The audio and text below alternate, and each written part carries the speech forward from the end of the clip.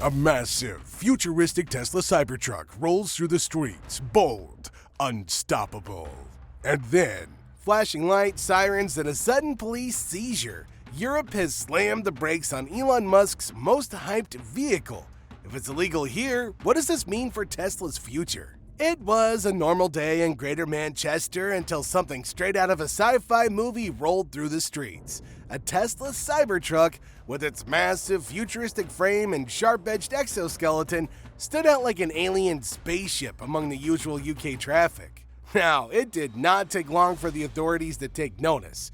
Unlike in the US, where Tesla's latest creation has been embraced with excitement, the UK has stricter rules when it comes to what's allowed on the road, and the Cybertruck was not on the list. Officers spotted the Cybertruck driving through Manchester and immediately pulled it over. But this wasn't just a routine traffic stop to check paperwork. Instead, it led to something far more dramatic: officers impounding the vehicle on the spot under Section 165 of the Road Traffic Act. This law gives UK police the authority to seize vehicles if the driver fails to provide valid insurance, registration, or other required documentation. And in this particular case, the Cybertruck was missing a major piece of paperwork. To scan a barcode, everything comes up on Google. Okay, so it proves that he's actually legitimate. So yes, so they seized it. They've done him for Section 165. Section 165 in the UK. The owner, a UK resident, had registered the truck abroad, most likely in an attempt to sidestep the country's strict vehicle compliance laws. Maybe they thought they found a loophole, or assumed that because it was a Tesla, authorities would turn a blind eye. Were they wrong? The police weren't just skeptical, they were firm in their decision to take the vehicle off the road immediately. It didn't matter that it was brand new, cutting edge, or electric. Without the right approval, it was as illegal as any unregistered vehicle. So, one of the biggest reasons the Cybertruck was seized was because it lacked a Certificate of Conformity, or COC. Now, this isn't just some random piece of paperwork. It's basically a car's passport proving that the vehicle meets all necessary safety, environmental, and technical standards required by the UK and the broader European Union. Without the certificate, the Cybertruck couldn't be legally driven on public roads in the UK. Now, the problem here is that Tesla never applied for one. Not because they forgot, but because the Cybertruck doesn't meet European safety regulations in the first place. Unlike in the US, where cars are mostly judged based on how well they protect the driver and passengers, Europe places a much higher emphasis on pedestrian safety. The Cybertruck, with its sharp PlayStation 1 graphics and edges and unforgiving stainless steel body, is seen as a major risk to anybody outside the vehicle in the event of a crash. For UK authorities, this wasn't just about missing paperwork, it was about a fundamental issue. The Cybertruck itself doesn't qualify as a road-safe vehicle under British law. EV regulations. And just think about it. You see, while Tesla was pushing boundaries with the Cybertruck, they were also pushing against decades. That's why the seizure wasn't just a warning, it was a statement that Tesla's most hyped vehicle wasn't welcome on UK roads, at least not in its current form. The first and biggest issue with the Cybertruck is its aggressive angular design. Most modern cars are designed with rounded edges and crumple zones, which help absorb impact during a crash. This isn't just for the safety of drivers and passengers, it's also meant to protect pedestrians and cyclists in case of an accident. The Cybertruck? This thing was designed for a zombie apocalypse and body crushing. Its stainless steel exoskeleton is rock solid, which might sound good for people inside the truck, but for anybody outside, it's a nightmare. If a pedestrian or cyclist gets hit by a Cybertruck, the rigid, sharp-edged body won't absorb the impact the same way normal vehicles would. Instead, it transfers the full force of the collision, making injuries far worse than they would be with the standard car. How much does the Cybertruck weigh? It depends on configuration, but it's about, 7,000 pounds. European regulators take pedestrian and cyclist safety very seriously, and that's why the Cybertruck is struggling to pass approval. In the UK, vehicles are tested to see how well they protect people outside the car, not just those inside. Since the Cybertruck's design fails to meet those safety standards, it doesn't qualify for road use. Weight is also another major issue. The Cybertruck is massive, weighing in at nearly 7,000 pounds. or 3,100 kilograms if you're not in America.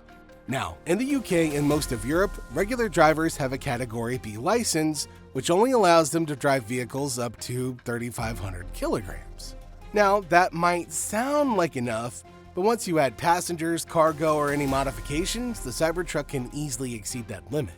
That would mean that legally speaking, driving a Cybertruck in the UK requires a Category C1 license, the same kind used for small trucks and delivery vans. Now, most people don't have that kind of license, and getting one isn't as simple as just passing a driving test. It requires extra training and certification. For the average person trying to buy an electric truck, the Cybertruck's weight classification makes it a logistical headache. If you need a special license just to drive to the grocery store, that's a deal breaker for a lot of potential buyers. And in Europe, where city streets are narrower and more compact than in the US, an oversized vehicle like the Cybertruck isn't exactly practical to begin with.